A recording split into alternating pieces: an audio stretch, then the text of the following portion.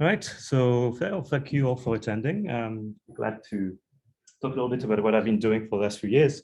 So I joined very recently the School of Computing Science in the GIF group.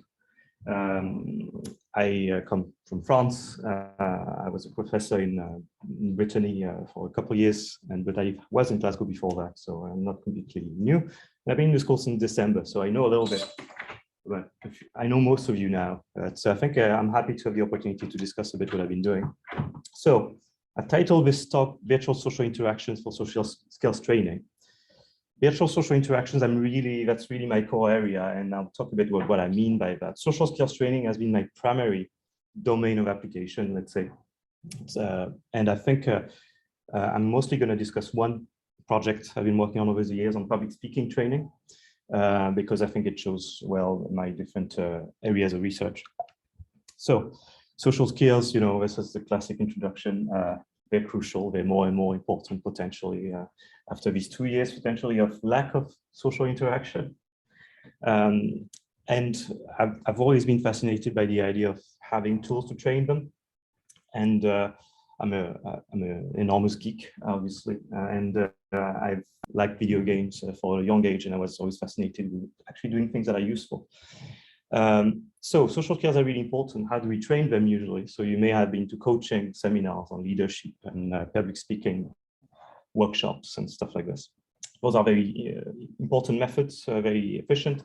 They involve sometimes rehearsal. So you train yourself, you practice the actual social behavior that you're trying to improve. This is all very good, but it's not very available. It's difficult to access. It may be very scary for some people to even take part in this thing that they might need in particular, for example, if they have social anxiety and so on. So that's a very general introduction of why we're even considering virtual social interactions for training social skills. In a sense, could we create recreations of interactions that can be a first step for people to start training and start getting exposed to things that they are really afraid of, and then that can be used for these things.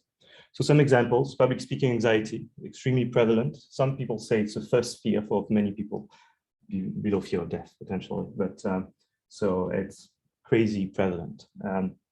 Communication training for medical doctors. So medical doctors, as part of education, they train with fake patients. So those are actors, paid actors that act as if they are a patient that would come into the practice, so that they can train the actual interview, anamnesis skills. Job interview training as well. So there's lots of different opportunities for different people to be exposed to job interviews and know how it works. And so for people from more deprived areas, it's really useful to have job interview training to make them less anxious, know what's the process, and they don't have anything to worry about, and so on. So the way, as computer scientists or startups and companies, the sort of applications that have been done to train social skills, I call them social adaptive virtual humans for social skills training. Typically, they work around a sort of interaction loop where you are the trainee, you do the behavior you're trying to train, public speaking, for example, like I am doing.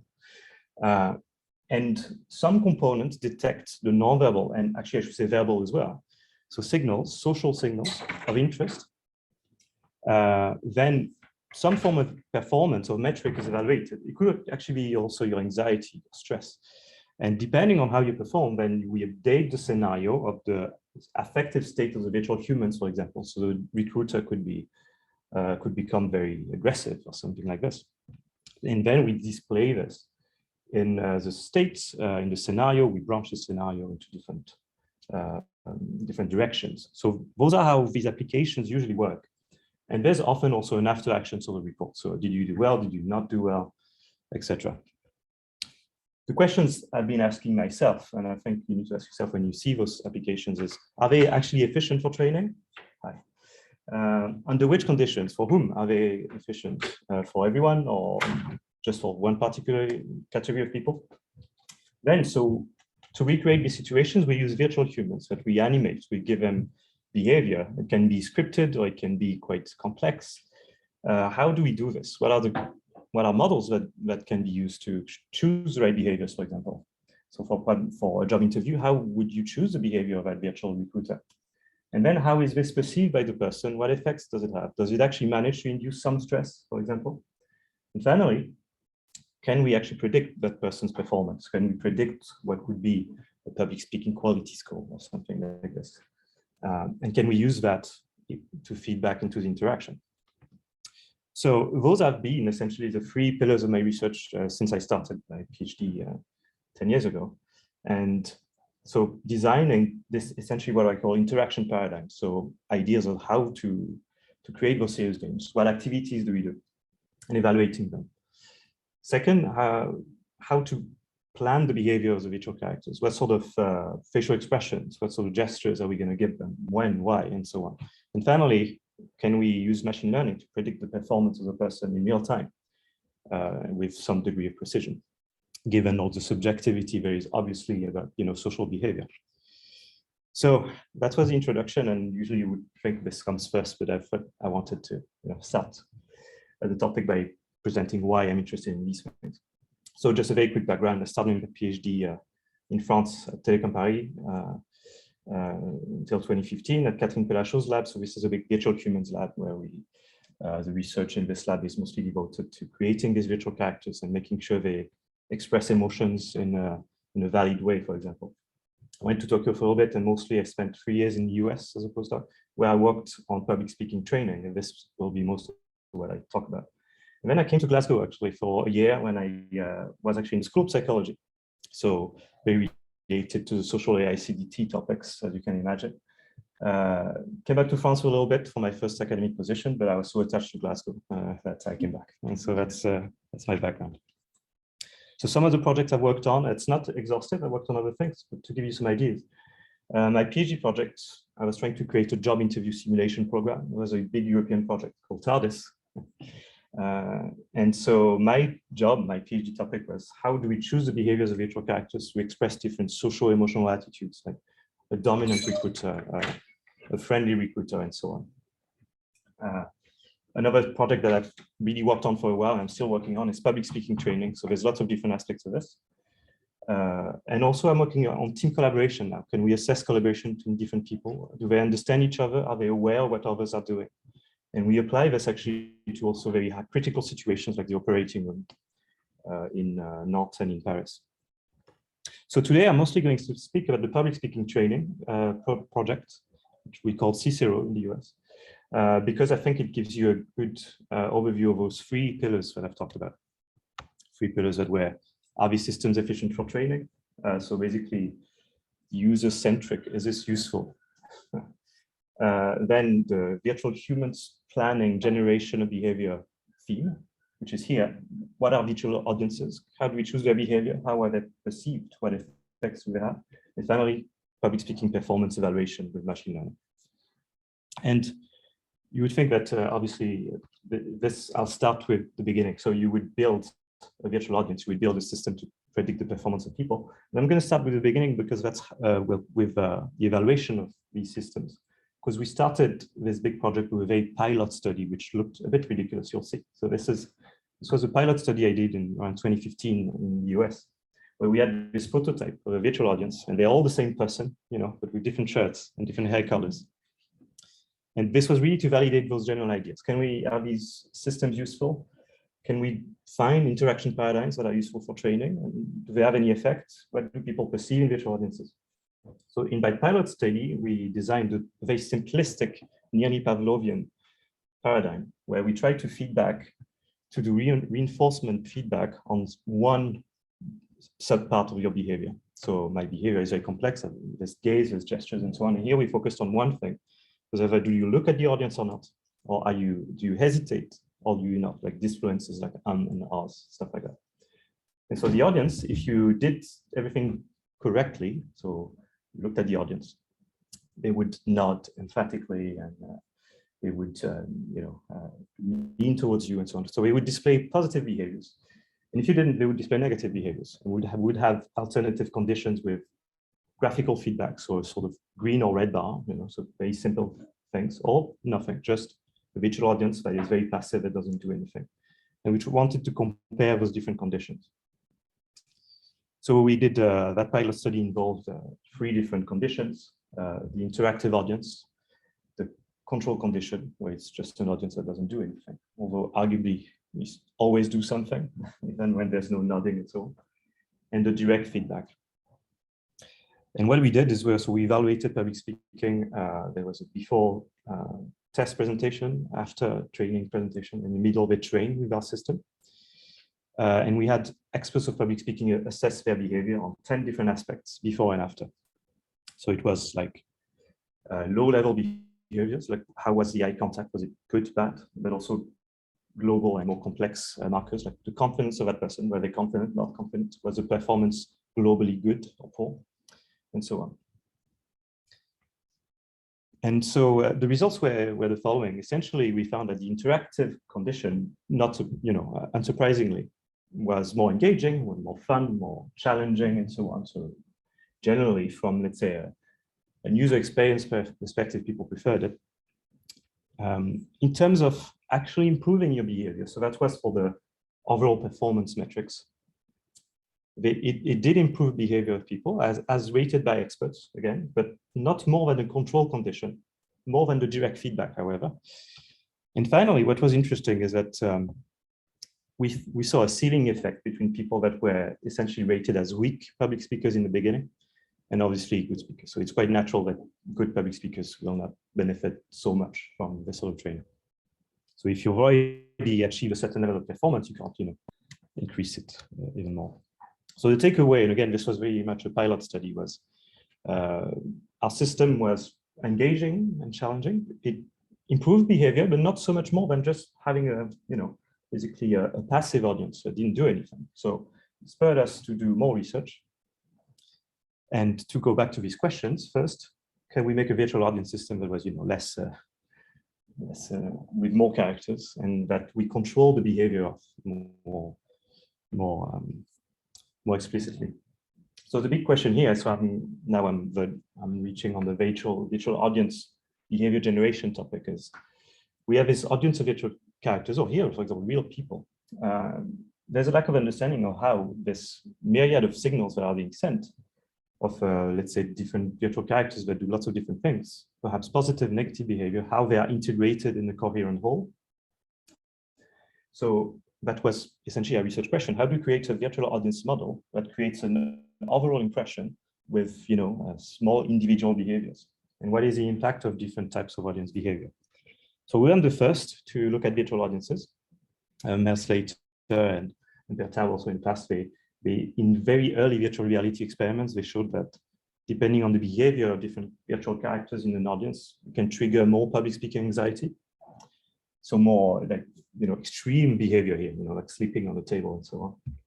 And other researchers also demonstrated that you could arguably say that the space of things you can express through virtual audiences is bidimensional. So there's arousal or interest, they call it, I think. So how much the audience is interested. And valence, how positive or negative is their feedback. So you can be critical, you can be engaged, you can be relatively neutral, you can be bold, and so on and so on. And so here, what we wanted to do is understand how from individual pieces of social feedback, we form a global impression. So we created a crowdsourcing sort of framework where we asked lots of people online to create what they would think is a virtual character that looks moderately engaged, but very critical of that speech, or very interested and very positive, or very bold, and so on and so on. So we got that big data set. And from this, we tried to create a model of global audience behavior. So again, this was crowdsourcing methodology. This was the interface that people had. They could choose different postures, choose different facial expressions with different frequencies, different gaze behavior. Are they looking back at you or not, etc. Once we had that, so the results were absolutely unsurprising. They gave us raw data to work with. So, smiles are positive, frowns are negatives. Proximity in posture is related to interest, etc., etc. The amount of gaze that the character directed at you signals also interest and also positivity, and so on. And then what we did is, all right, now we have data to choose behavior for one character. How do people integrate this in a global whole? So we essentially created lots of variations. So we don't really see it in the room because the contrast is bad, but so you have 10 virtual characters and we choose behaviors for some of them, and for all of them, sorry. So some will be positive, some will be negative, and so on. And we try to see, all right, what is your overall impression as someone who sees this video? So this is some examples. I don't know if you can guess, for example, what is the distribution of behaviors of these different characters. It's very difficult. So I think those are a moderate engagement and moderate positive. So it's quite subtle behavior, as you can see. So you could also design a virtual audience that's much more extreme, that could scream at you, or could have phones ringing all the time, or could exit the room. We didn't do that. This is a very, very bored audience. Everybody is bored in this virtual audience. And so those are then things you can use, in training for different activities.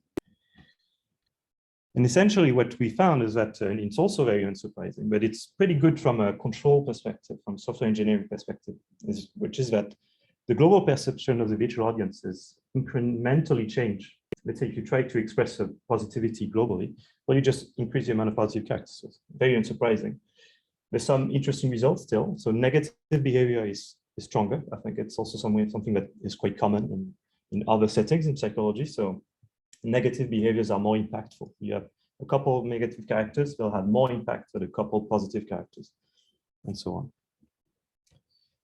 And so I'll go very quickly, but obviously behaviors that are smaller in surface, so facial expressions are quite small, especially when you have characters that are quite far away, they have less impact than nodding, for example, or posture changes. So that's one thing. Now we had a model to create, let's say, virtual audiences and their behavior and express different things. Now we wanted to see what is the physiological effects that they have on people. Do they actually induce stress and so on? So we did a pilot study here when we essentially created fixed trajectories of behavior. So the audience starts positive and they end negative or something like that. And it moves quite a lot. And we measured the heart rate, the electrodermal activity of different people. We asked them to rate themselves and their self-performance. And we saw what is the effect of different audiences. I think there's lots of limitation in this study. I still think it's interesting. What we found in this study is that our audience behavior didn't seem to affect the people in itself. So the different behaviors, very positive, very negative, they didn't have an impact on stress, so to speak, with big quotes, on self-assessment and physiological signals. But people still had lots of very varying experiences of anxiety with that, virtual audience. So the takeaway from that study, and it's also something I'm working on now, is that in this particular study, it seemed that people that interacted with the virtual audience, they definitely knew very quickly, this is fake, this is a virtual audience of people, of things that don't understand me. And I could do anything, and the behavior would be the same. So the manipulation, if you want, the experimental manipulation failed, or the social verification, I like to call it. So we engage in a process of verifying, if entities that look at us are social and have enough agency to understand us, and this fails here. So here, the only thing that really affected people's stress is their initial, let's say, amount of public speaking anxiety. So are they generally stressed about public speaking? And so now I started the project in France with them. I'm still working on understanding with more detail what are the parameters that drive stress induction or not in these situations in virtual reality. So we had a model of virtual audiences. We had data on public speakers in different situations. So the other research question was, you have someone doing public speaking in front of a computer, can you predict their performance, and can you then use that for training, for feedback, and for driving the public speaking training scenarios and so on. So to cast this as a machine learning problem, it's really quite simple. You take a data set of public speakers, you extract features of what it means to do a public speaking presentation. So you extract information about the gestures. Are people gesturing or not? You extract facial expressions, you extract the speech, obviously, but not just the words, the prosody, the rhythm of the speech, and so on. From that data, you train a multimodal machine learning model to predict scores of that public speaking quality, and then you evaluate those. And if they work well, you can use them in training potentially.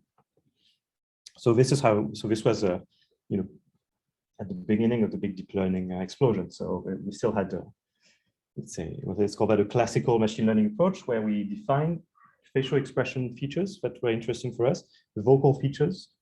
So again, prosody, rhythm, pauses, etc.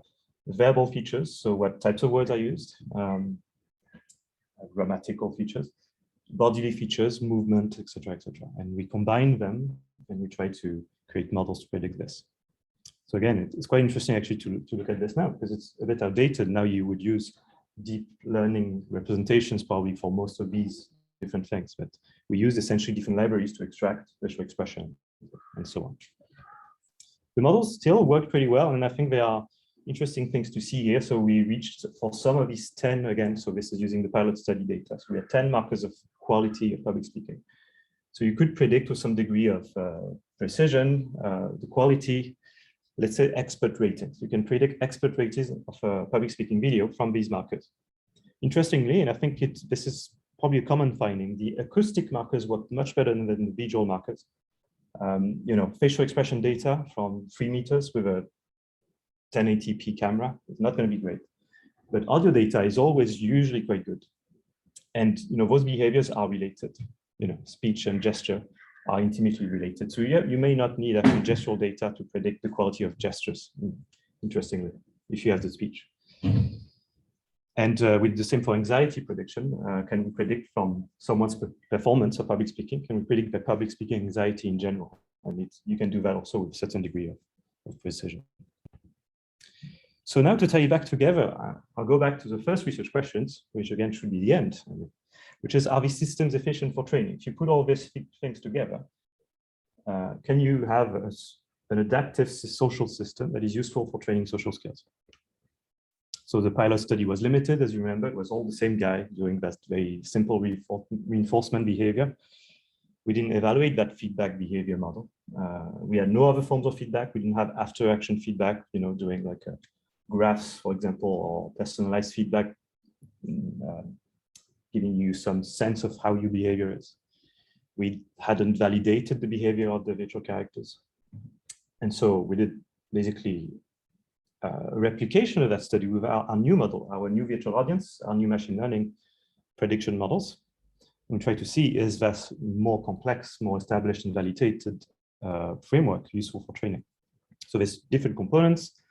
There was a performance assessment, basically with a 10 seconds moving window. The last 10 seconds, were they good from a public speaking perspective? And if yes, then we'll take the virtual audience towards more positivity, let's say. We have an interactive audience, which again, so this was a reinforcement sort of feedback. Interactive audience did non-verbal feedback. This time it was validated. At least we were sure that when it's positive, people are perceiving it as that degree of positivity. And we had an after-action feedback where we took those behaviors that we captured in real time, and we showed them back to the persons afterwards. And we compared those different components. So the feedback looked like this. You had your own video, and we just took 3 things. So here, smiles, attention, hesitation. We had a transcript of your voice, but it's still quite limited. You could design many other types of feedback on your behavior.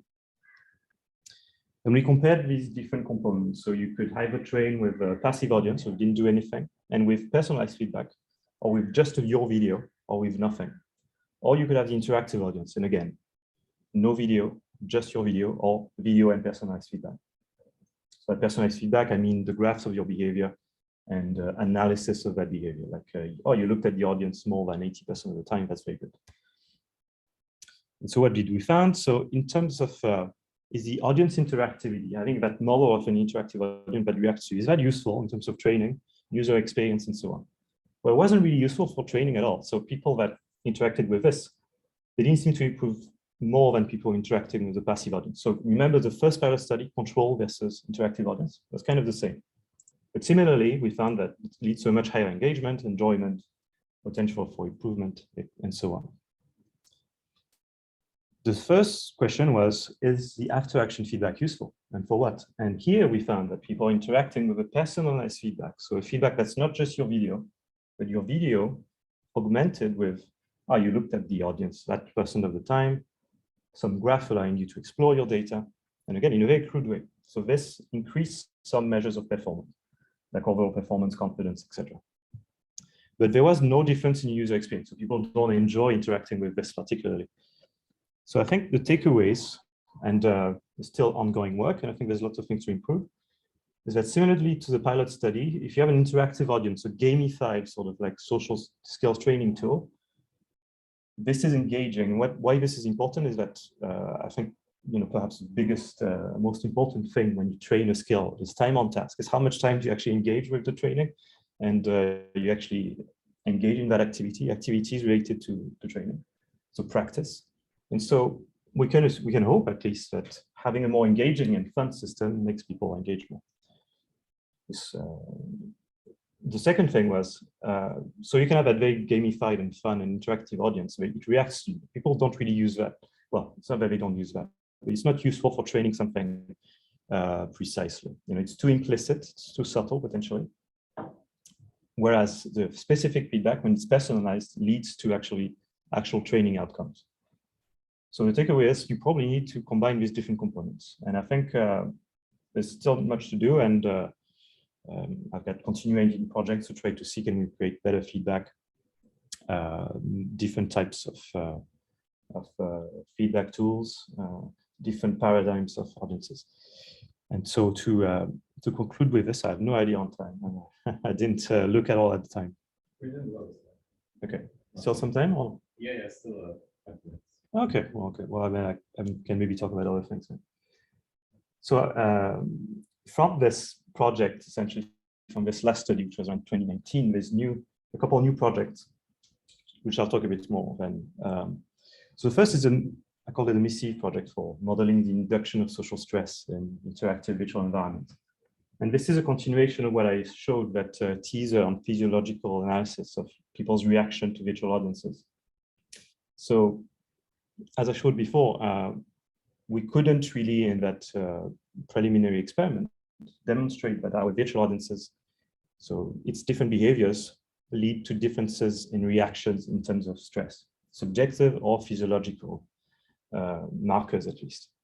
So what we really try to understand is that some people still, however, even though they knew that the virtual audience was not reacting to them, so they, in that process of social verification, are these virtual characters really social beings that failed? They still had a reaction in terms of stress, so some stress was induced and so on. So in this project, we're trying to understand what are the factors that lead to this. So essentially, we're exploring old models. So for example, Blaskovich's model of social influence. So in the model of Blaskovich, the fact that a virtual character will influence you is determined by two things. Is one, are they behaviorally realistic? So is their behavior realistic? It's not their appearance, it's really how they behave, so how they look, how they react to you and so on, how they gesture, etc. So what's the timing of this behavior?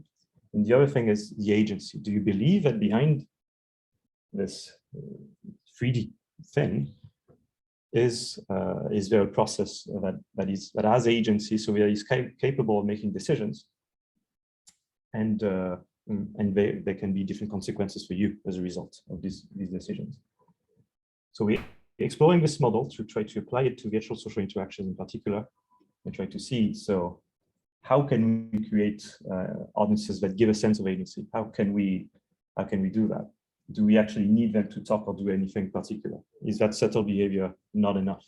And you'll never break that threshold of social verification. And then the other project that I'm working on, and so again, those are two projects that started in France, but I've taken them over here. I work with Tanaya on this in particular. And this is on rethinking the actual pedagogical approach behind this. So here, it was very naive. I think it's fair to say, so that reinforcement sort of feedback that the audience gives you.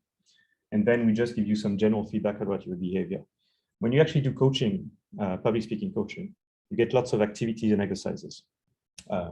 You'll train specifically yours or specifically your gestures for 5 minutes. Then you'll bring everything together. Or even sometimes who have attended some of these coaching practices, I think they're very interesting things also. I've seen coaches that make you perform the worst you can. So try to be the worst public speaker you can. You also can be asked, for example, to reproduce the behavior of a known figure, like Barack Obama, Emmanuel Macron, and people like this.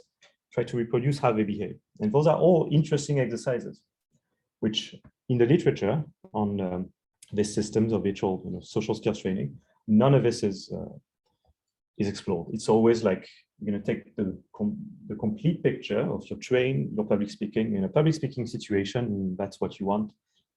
There's no like more simple exercises, scaffolding of exercises. So in this project, we're trying to define new pedagogical approaches, which aren't just, again, that we throw you in virtual reality and you'll become better magically. We're trying to rethink the pedagogy of this with actual coaches of public speaking, try to see how could they use this as a tool that's useful.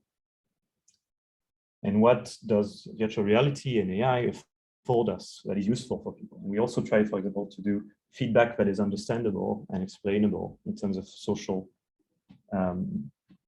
skills. So these machine learning models that I described make a prediction on you. It's not explained how it's reached. And how much information do people need to trust these models and to think that, yes, okay, this public speaking prediction on my public speaking behavior quality is something I trust.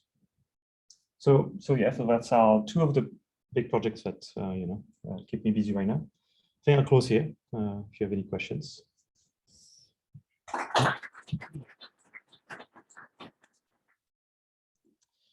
Right, there's some questions in the room, so yeah. Yeah, thanks. Really interesting research.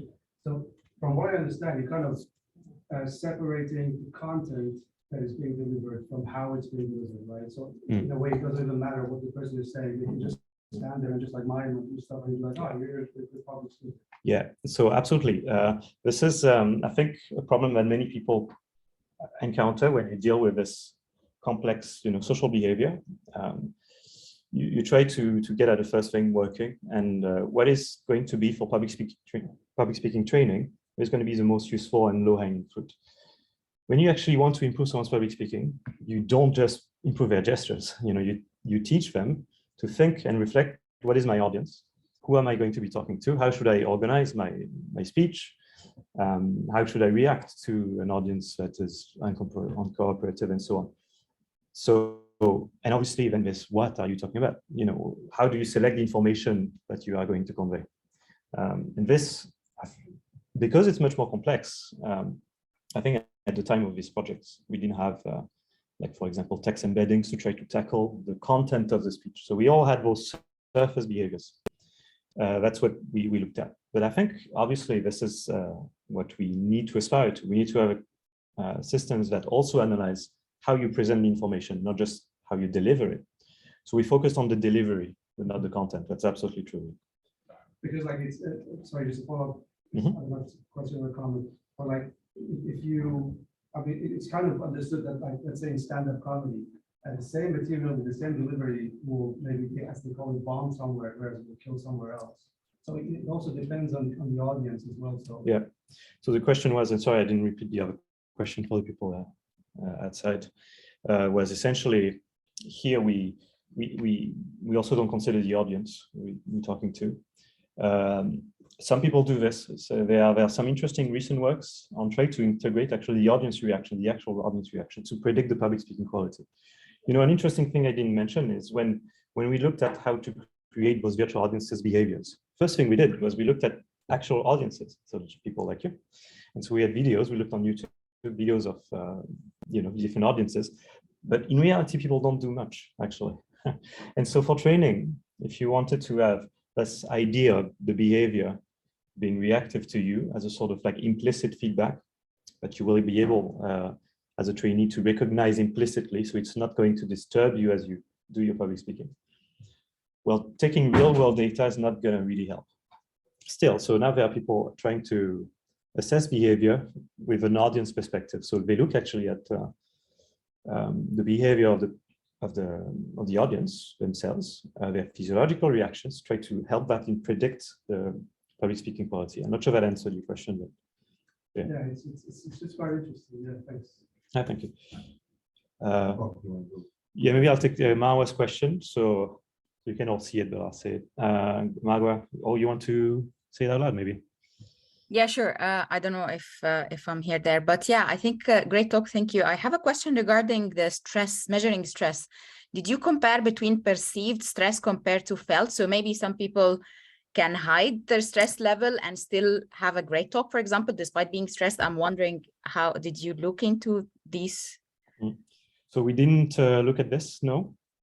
Specifically, no. I think stress is very complex. It's a complex word and probably a too simple a word because it has different components. So there's subjective stress, what you actually can report, or yeah, felt stress. And this may not be what you actually, unconsciously felt. There's also the physiological component. So this is something we can objectivize. We can look at, ectodermal activity in particular. It's not stress that it measures. It's more arousal. But in a context where this can be stressful, you can make the assumption, which is problematic, that when you see arousal, it may be stress. And this is essentially what we did. So we didn't compare the two. No, we assumed that people's self-assessment, and so we asked them every minute, how do you feel you're doing, from 1 to 5, and they literally did it with their fingers. And at the same time, we measured electrodermal activity and heart rate variability. And those were our measures of stress. But again, I think it's a really good question. So right now, this new project I have on social stress induction in VR, we're really trying to get at that. What are the differences? What are the individual factors that make you more prone to experience stress in such a situation, or less prone to report it? It feels like a lot of it actually doesn't have to be very technical from our initial results. It could just be priming people and telling them, yes, you are recorded and someone is watching you. That's enough, potentially, for some types of people. It is quite interesting. It seems that some people react directly to virtual audiences. They know it's fake, it triggers the stress. Some others, they know it's fake, and so it does not. So how do you define, how do you find who will react and who will not? That is quite interesting. So we'll see. Thank you. Mark, you had a question? So you've been building these technologies for quite a while. I'm just kind of curious. Have you benefited from using it? Did you have any issues with using it at the start? And now this is the culmination of your research. You stand before us and very eloquently. I have not used it enough, I think, to say. I have no idea if I benefited. It's made me reflect. That's one thing for sure, on how to speak and whether I feel stress or not, and whether that's normal and fine. So I still feel, a certain amount of anticipation stress, which is usually when you feel the most stress, which is not actually when you're doing public speaking. It's just before. Those of you who have passed a PhD, it's probably the worst moment is not when you do it, it's right before. Those 5 minutes when, the jury is sitting down. And so it's made me reflect on this. Have I become a better speaker? I don't know, but I think as academics, we make a lot of public speaking presentations that if you really engage with it and you try to not just do it because you have to, you will become a better public speaker, likely. So that is something I've learned. But am I applying it to my behavior? I don't know. Okay. And one other question would be that, so you're very focused on VR as skills training. And I'm curious if you've thought about AR as an intervention instead. So the ability to augment my perception of the audience, or to create a virtual audience in a real context to enhance the training there. Anything going beyond the VR side of it. Yeah, so the question of Mark was, did I consider AR training and all the things that it enables us, so augmented reality? I have not myself. I think it's very interesting. There are some research who have postulated against this idea, and this really goes in line with what I said, which I think we need to think about more pedagogically. What are the actual practice? How are we inserting ourselves in the actual practice of training?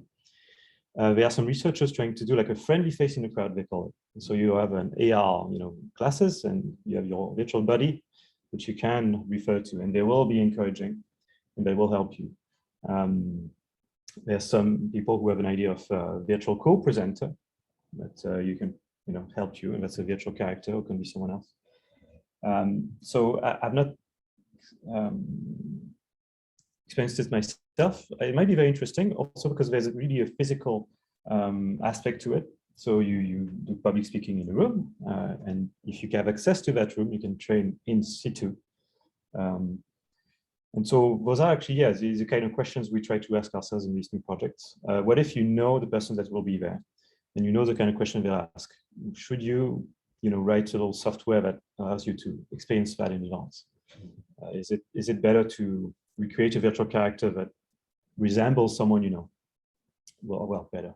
Will it induce more stress and then make you able to train in reducing that stress in real situations? Yeah. So yeah, we've worked around the kind of impact of different numbers of audience members with different levels of engagements, and quite well suited for that. We could have a sprinkling of highly engaged virtual audience members, or you can use diminished reality to delete some of the unengaged ones. And yeah. So Mark was mentioning how you could think about also audiences that are made up of several subgroups, and some could be very engaged and some wouldn't. And I think that's very interesting. We wanted to do that. We didn't do, because you allocate your resources and so on. So the studies on virtual human perception, because we reduced the amount of variability in our stimuli, we stuck with those 10 characters that are really quite close. And I think it would be interesting to look at the various importance of people in the back, people in the front. We did early experiments with this where we tried to compare the impact of the 4 guys in the front and the 6 guys in the second row. Didn't really see a difference. But it seems to me quite clear that probably because the persons in the front are more salient, just in your visual fields, they will have more importance than people in the back. And then you could do, again, this is all very serious, what we do. So it's like a serious public speaking simulation. You could gamify it, and you could try to engage everyone, and if you manage to look at everyone in the audience, you win. And those will be, again, activities which on their own may not be what will make you the best public speaker, but as part of a global curriculum and a set of exercises is interesting. And so I think in this field, so one of the reasons most people, and I'm guilty of that too, is we just do that simulation is because it's a lot of work already to create a full system that, predicts your public speaking quality. The machine learning model is running in real time. Then it communicates to the visual characters, chooses behaviors. And then you're done with this, and it's been 3 years, And so one of the reasons we don't try other things is because it's just a lot of work. But once you have prototypes in place, you can also test other types of pedagogical approaches. And I think in this field, so in people that do those kind of public speaking training systems, we should look more at what the actual coaches do. Marwa, you had a question? Just to follow up on using the VR, I don't know, I'm thinking it could be also a good idea to maybe use VR to kind of recreate the environment. So for me, for example, if I'm aware, if I'm going to a completely new hall or something to give a talk in, it's more intimidating. What if I actually, using a VR, I know my space and I can basically practice the talk in the space. So this, I don't know how that can affect the quality of the public speaking afterwards. Just a thought. Yeah. No, it is a kind of interesting things that we look at.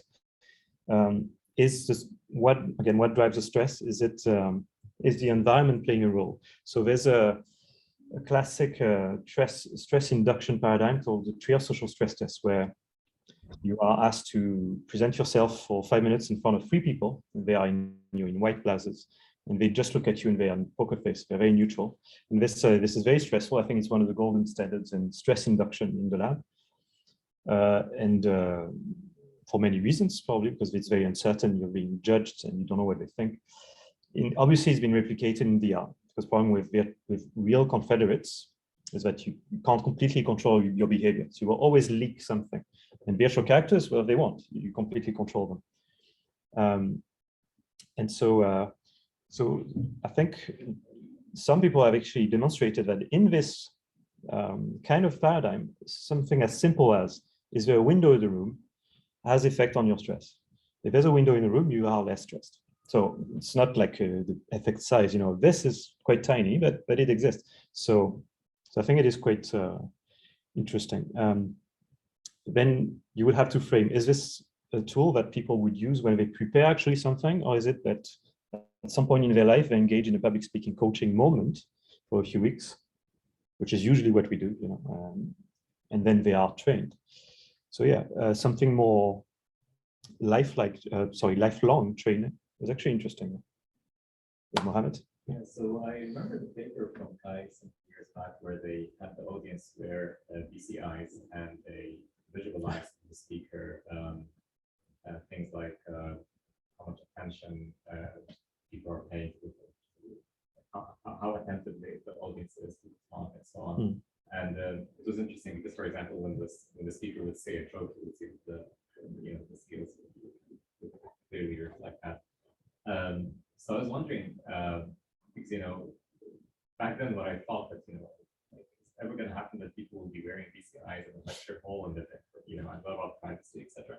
But that was with VR and people giving talks in VR, for example. Like there are events that take place in VR, right? And people giving talks and so on, and the audience are all wearing headsets with lots of sensors, which would collect a lot of data. So I think it would be like interesting to see what kind of information can we get from the audience that would help the speaker with like to improve their public speaking skills or sort of real-time improvements, let's say. Have you thought about doing things in this direction or trying to in that case it's actually like about talks in VR or giving talks in VR?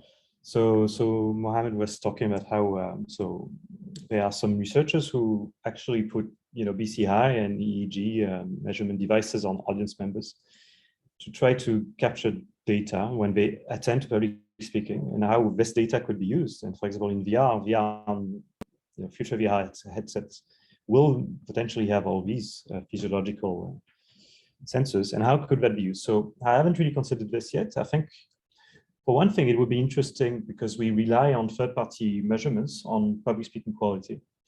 It would add another layer of information to have this really objective reaction data. So it's hard to interpret, but it gives you something that is quite related, at least in time and time resolution, to what the speaker is doing. In VR in particular, so this ties in with the new ideas on the metaverse and what we're going to do in the future and how we're going to interact.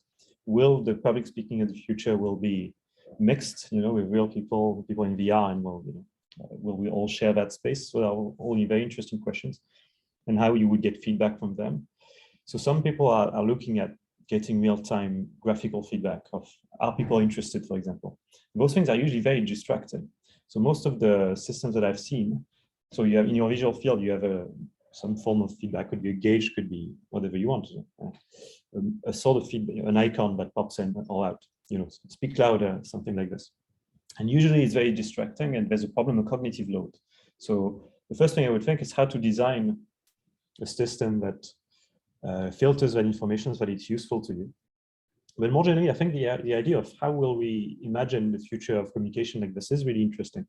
I had a project, I wrote a proposal with our people on how we might alter our behavior online, and how would we be okay with an AI system controlling or altering the behavior of a virtual avatar. So imagine you're doing public speaking in VR. Would you be okay? Would you prefer if your virtual avatar, if it was slightly controlled and modified to perhaps look more confident, or to give everybody the impression that you're looking at them?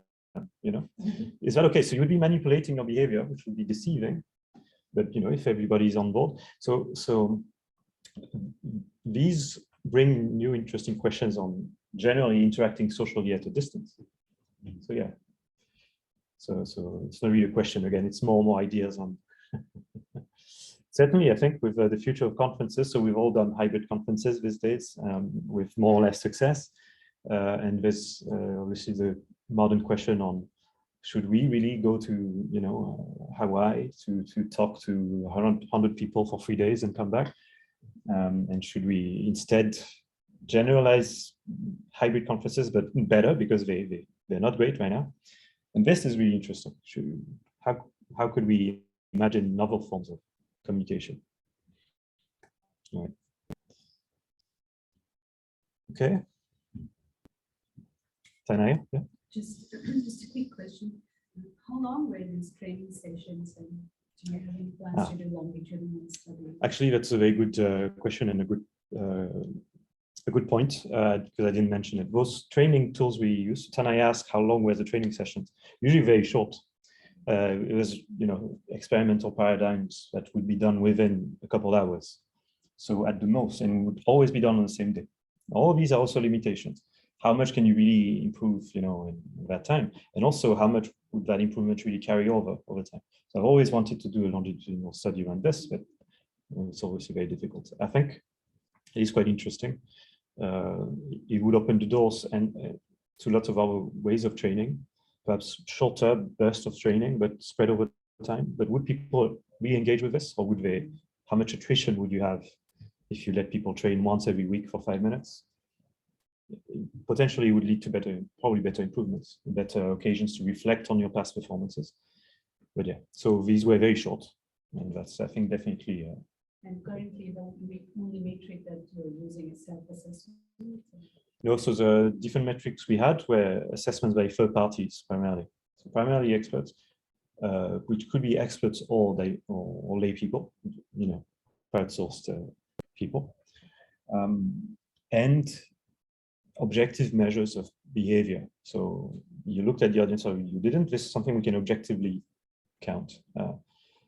How many repetitions in your voices, in your words, how many disfluences in what you said. This we can objectively count, and we can give that as feedback to the person.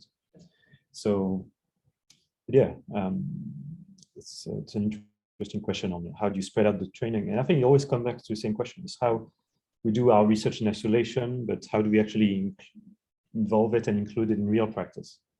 Yeah.